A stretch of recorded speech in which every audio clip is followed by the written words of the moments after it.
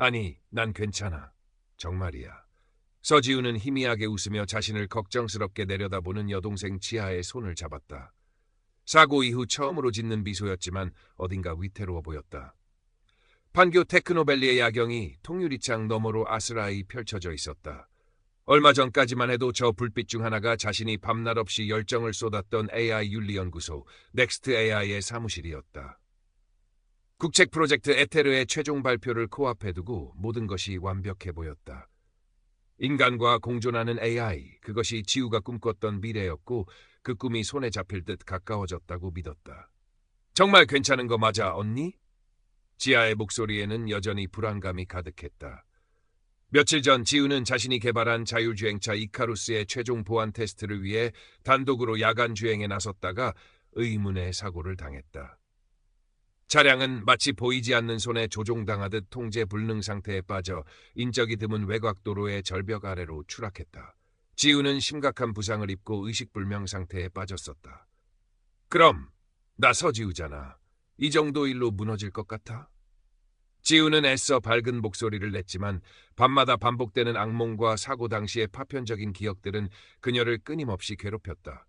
특히 사고 직전 이카루스의 AI 비서 아리아가 다급하게 외치던 경고음과 함께 섬광처럼 스쳐 지나갔던 믿을 수 없는 어떤 얼굴의 잔상은 떨쳐내려 해도 떨쳐지지 않았다. 그것은 분명 자신의 가장 친한 친구이자 동료 연구원인 이수연의 얼굴이었다.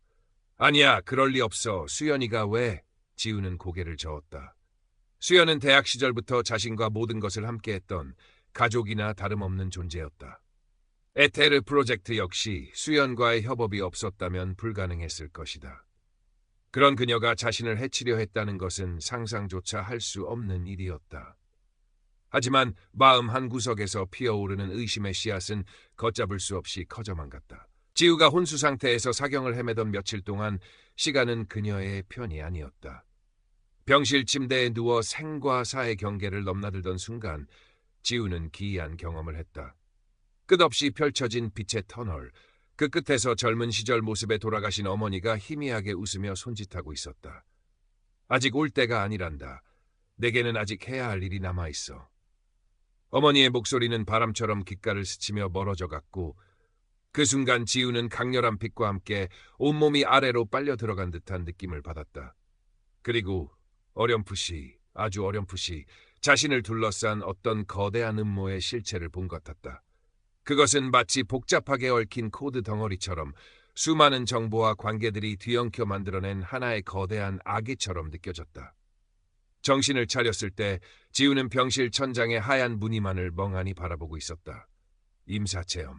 그것이 의학적으로 설명될 수 없는 현상이라는 것을 알았지만 그 경험은 너무나도 생생해서 현실과 구분하기 어려웠다.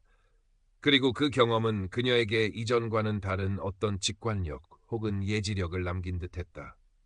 퇴원 후 지우는 사고 현장을 다시 찾았다. 처참하게 부서진 이카루스의 잔해는 이미 수거된 후였지만 절벽 아래에는 여전히 사고의 흔적이 남아있었다. 싸늘한 초겨울 바람이 양상한 나뭇가지를 스치며 울었다. 지우는 눈을 감고 사고 당시의 기억을 더듬었다. 아리아의 다급한 경고, 통제불능의 차량, 그리고 수연의 얼굴. 다시 한번 그 얼굴이 떠오르자 지우는 온몸에 소름이 돋는 것을 느꼈다. 그때 익숙한 목소리가 들려왔다. 지우야, 여기서 뭐해? 고개를 돌리자 대학 선배이자 현재는 잘 나가는 변호사가 된 강민준이 걱정스러운 표정으로 서 있었다. 민준은 지우의 사고 소식을 듣고 한달음에 달려왔었다. 그는 경찰 조사 결과 단순 차량 결함 및 운전자 과실로 잠정 결론 내려진 것에 대해 계속해서 의문을 제기하고 있었다. 선배, 저 아무래도 이상해요. 이건 단순한 사고가 아닌 것 같아요. 지우는 떨리는 목소리로 자신의 의심과 임사체험 중에 느꼈던 불길한 예감에 대해 털어놓았다. 민주는 지우의 이야기를 묵묵히 들어주었다. 그의 눈빛은 냉철했지만 지우를 향한 신뢰와 연민이 담겨 있었다. 내 말을 믿어, 지우야. 하지만 내 직감만으로는 아무것도 증명할 수 없어. 객관적인 증거가 필요해. 민준의 말은 현실이었다. 지우는 자신의 모든 것을 걸었던 에테르 프로젝트와 이카루스, 그리고 무엇보다 가장 믿었던 친구에게 배신당했을지도 모른다는 생각에 눈앞이 캄캄해졌다. 하지만 동시에 임사체험에서 들었던 어머니의 목소리와 해야 할 일이라는 말이 귓가에 맴돌았다. 그래, 이대로 무너질 순 없어. 진실을 밝혀야 해. 며칠 후 지우의 불안한 예감은 끔찍한 현실로 다가왔다. 국내 최대 IT 컨퍼런스에서 이수연이 에테르 프로젝트의 핵심 기술을 마치 자신의 단독 성과인 것처럼 발표하고 있었던 것이다.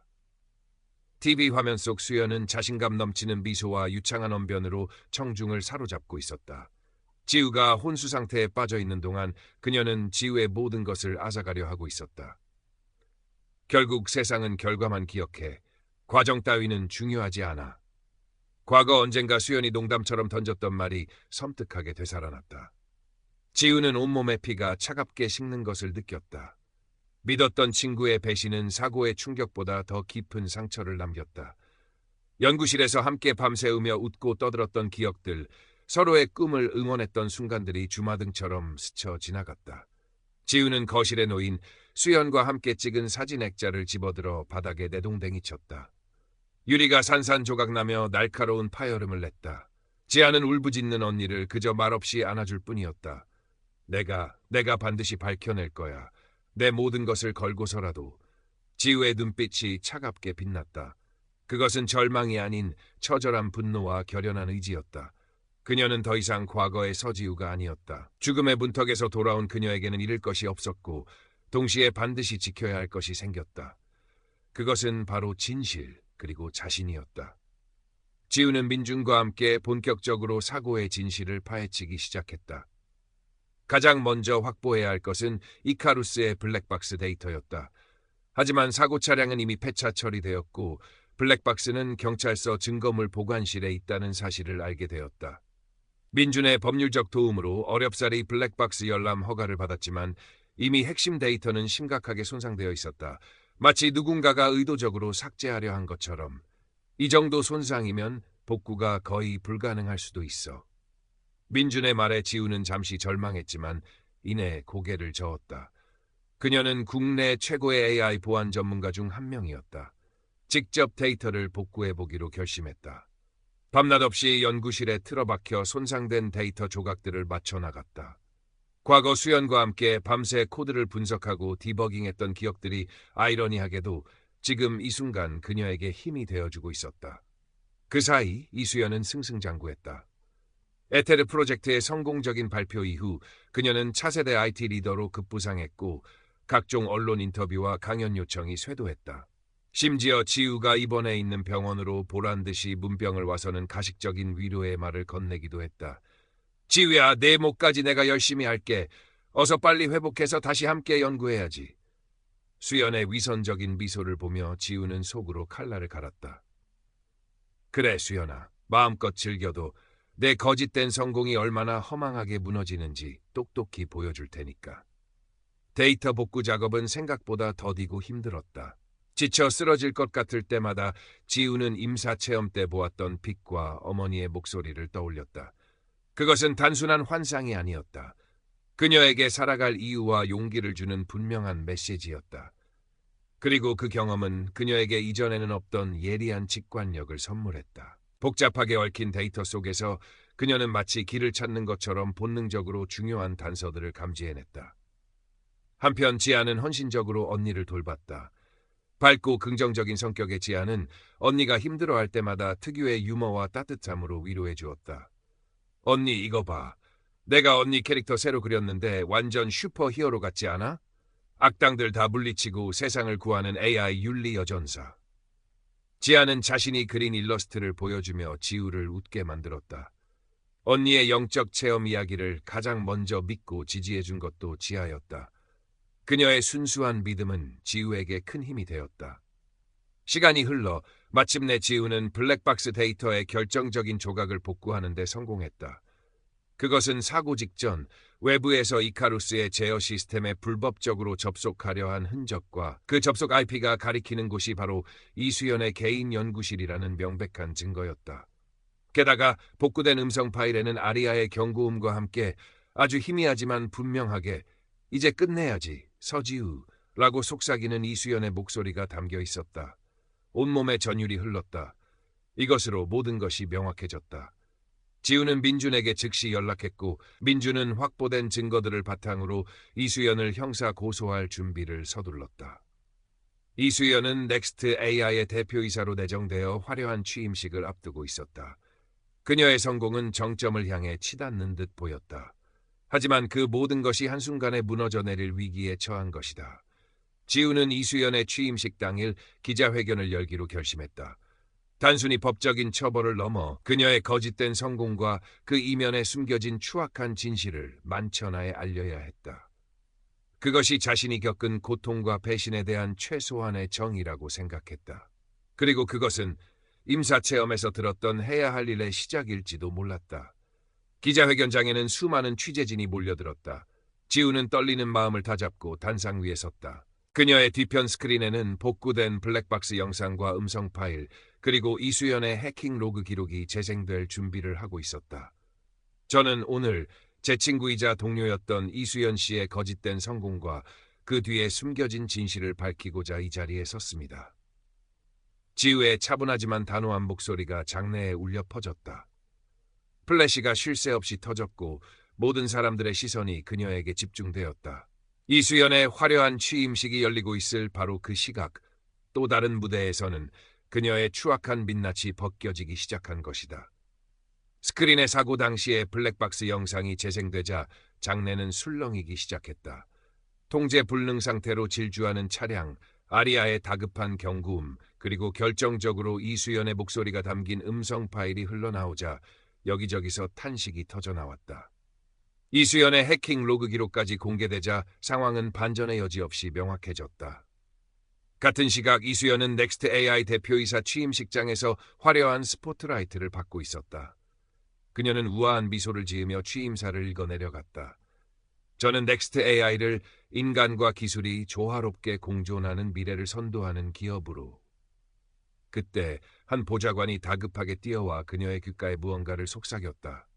순간 이수연의 얼굴이 하얗게 질렸다. 그녀는 애써 평정을 유지하려 했지만 떨리는 손을 감추지는 못했다. 장내에 있던 기자들 역시 지우의 기자회견 소식을 실시간으로 접하고 웅성거리기 시작했다. 지우의 기자회견이 끝나기도 전에 검찰은 이수연에 대한 긴급 체포영장을 발부했다. 화려했던 취임식장은 순식간에 아수라장으로 변했다. 카메라 플래시 세례 속에서 이수연은 초라한 모습으로 수사관들에게 연행되었다. 아니에요. 이건 모함이에요. 서지우가 꾸민 짓이라고요. 그녀는 발악했지만 그 누구도 그녀의 말을 믿지 않았다. 그녀가 쌓아올린 모든 것이 한순간에 무너져 내리는 순간이었다. 궁지에 몰린 이수연은 마지막 발악을 시도했다. 구치소에서 몰래 반출한 휴대폰으로 해커를 고용해 지우의 병원 시스템을 해킹하고 그녀에게 투여되는 약물 정보를 조작하려 한 것이다. 하지만 지우는 이미 이수연의 추가적인 범행 시도를 예상하고 있었다. 민준과 함께 미리 병원 보안팀의 협조를 구해놓은 상태였다. 이수연의 음모는 실행 직전에 발각되었고 이는 그녀의 죄를 더욱 가중시키는 결과만을 가져왔다. 이 모든 과정에서 지우는 놀라울 정도로 침착했다. 과거의 그녀였다면 분노와 복수심에 휩싸였을지도 모른다. 하지만 죽음의 문턱에서 돌아온 그녀에게는 이전엔 없던 내면의 평정과 강인함이 자리 잡고 있었다. 그녀는 이수연의 행동을 보며 인간의 끝없는 탐욕과 어리석음의 연민을 느꼈지만 동시에 그녀가 저지른 죄에 대한 책임은 반드시 져야 한다고 생각했다. 결국 이수연은 살인 미수, 업무상 배임, 증거인멸 및 추가 범죄, 교사 등의 혐의로 중형을 선고받았다. 그녀의 이름은 IT 업계에서 완전히 지워졌고 한때 촉망받던 천재연구원의 몰락은 많은 사람들에게 경종을 울렸다. 사건이 마무리된 후 지우는 한동안 휴식기를 가졌다. 몸과 마음의 상처를 치유하는 시간이었다. 지아는 변함없이 언니 곁을 지켰고 민준 역시 든든한 친구이자 조력자로서 그녀를 응원했다. 지우는 판교의 연구실 대신 한적한 시골 마을의 작은 집에서 소박한 일상을 보냈다.